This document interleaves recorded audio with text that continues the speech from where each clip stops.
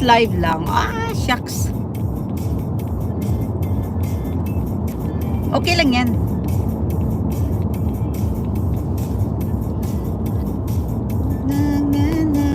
Ayan o, may nagbebenta siya ng strawberries. Saan ang bili tayo pala dyan? Sarap. Lalala. Lalala. I forgot to buy mango.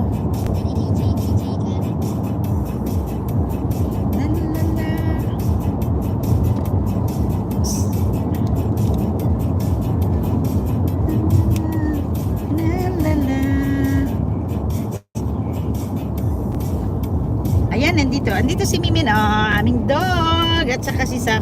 Alam niyo guys, yung isa naming dog last time, Monday, she's not feeling well. Tapos pina-check up namin, meron siyang mababa yung white blood cells niya. Tapos may urinary tract infection. So meron siyang antibiotic, meron siyang pain relief. Ayan. So, pero okay naman na siya. 3 days na ngayon ang kanyang antibiotic. So far, so good naman. Nagre-response naman siya sa kanyang mga medication.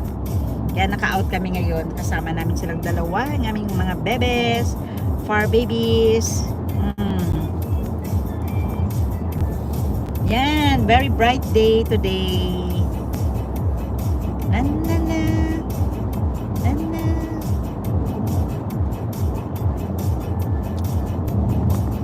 Yes, 5 minutes lang. Nandito na kami.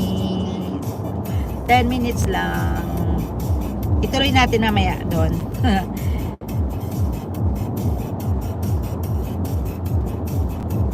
Nagbili kami ng heating oil para sa winter. Oh, 'di ba? Save minsan. Save minsan na. Save talaga kasi mahal na naman yan.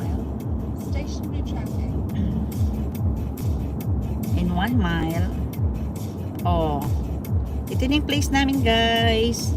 Dito sa left side, this is my workplace. Hindi ko mapakita sa inyo. This is my workplace here. Sa left side, Agrania Court. Oh. So, ito yung aming lugar. Very, ano lang siya, very matahimik.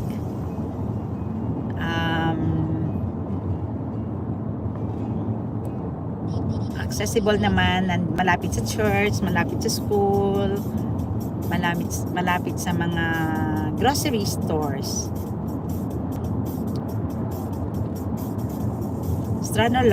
Stranorlar, County Donegal. Oh, traffic nga. Oh, may game siguro ba?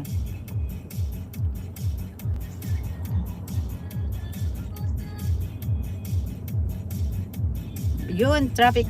Usually, may mga games kasi dito. Yung ang pangalan ng mga games nila dito yung soccer. Anong ba yun pa? Anong ba yung pangalan ng ano nila? Football. Football. Pero may isa pa sila na eh. Sa Gaelic football. Yun, Gaelic football. Oh, di ba? Ewan ko baka may game nga. Kasi kanina pa to traffic eh. Ano itong tawag ba? Naglabasan ng mga tao. Kasi weekend, tapos bright at saka maganda yung weather. So, nag-ano sila. Out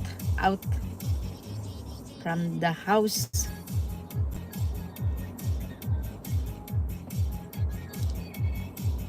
Yeah, enjoy lang guys sa music. Ayan, music tayo.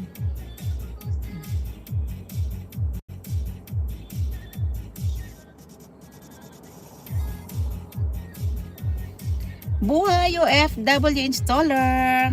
MLSO2. Thank you.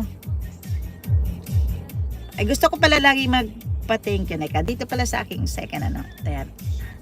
Wait lang.